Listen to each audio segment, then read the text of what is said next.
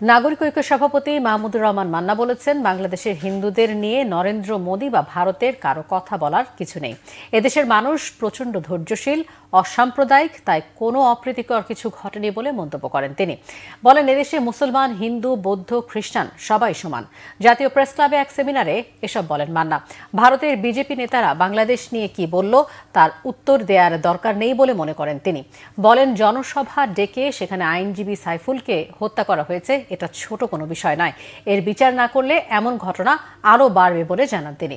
স্বৈরাচারী হাসিনার বার্তা দেয়া ভারত বন্ধ করছে না বলেও মন্তব্য করেন তিনি। অভিযোগ করেন, এর মানে ভারত তাকে উস্কানি দিচ্ছে।